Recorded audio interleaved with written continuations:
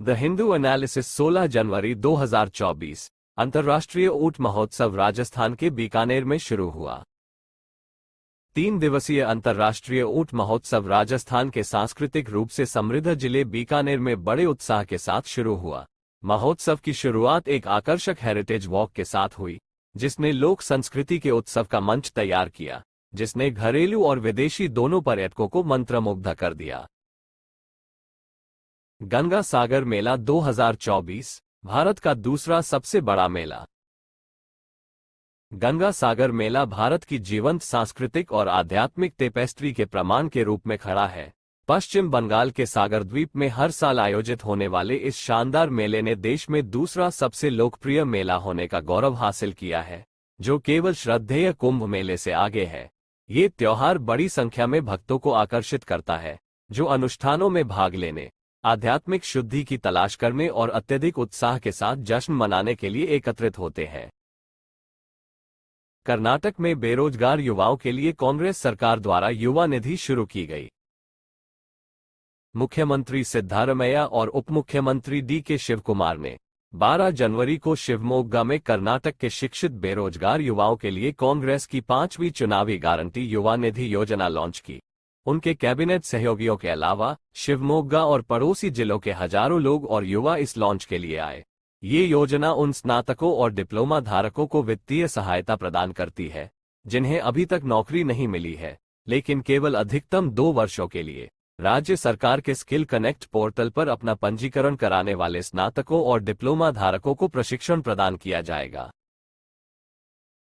रोहित शर्मा ने अफगानिस्तान के खिलाफ दूसरे टी20 मैच में एक अनोखा रिकॉर्ड बनाया। रोहित शर्मा 150 टी20 अंतर्राष्ट्रीय प्रदर्शन हासिल करने वाले पहले पुरुष क्रिकेटर बन गए हैं। अफगानिस्तान के खिलाफ मैच के दौरान रोहित ने 100 टी 201 जीत को पार कर एक और मील का पत्थर हासिल किया। भारतीय सलामी बल्लेबाज के पास एक प्रभावशाली रिकॉर्ड है। उन्होंने 149 मैचों में 3853 रन बनाए, लगभग 140 की स्ट्राइक रेट का दावा किया और टी20 में 4 शतक दर्ज किए। स्मृति ईरानी, अश्विनी वैष्णव, हरदीप पुरी WEF दावोस बैठक में भारत का प्रतिनिधित्व करेंगे। जलवायु से लेकर संघर्षों से लेकर फर्जी खबरों तक के संकटों के जवाब के लिए जूझते हुए भारत सहित दुनिया भर के 2800 से अधिक नेता वार्षिक 5 दिवसीय टॉकथॉन के लिए इस अल्पाइन रिजॉर्ट शहर में इकट्ठा होना शुरू कर चुके हैं। 15 जनवरी से शुरू होने वाली 54वीं विश्व आर्थिक मंच की वार्षिक बैठक में उपस्थित लोगों में 60 से अधिक राष्ट्राध्यक्ष और सरकार शामिल होंगे, जबकि भारतीय उपस्थिति में 3 केंद्रीय मंत्री, 3 मुख्यमंत्री अपने मंत्रिमंडलीय सहयोगियों और 100 से अधिक CEO के साथ शामिल होंगे। Messrs Titagarh rail systems limited, Kolkata में 25 T bollard pull tug Bhishma का लॉन्च।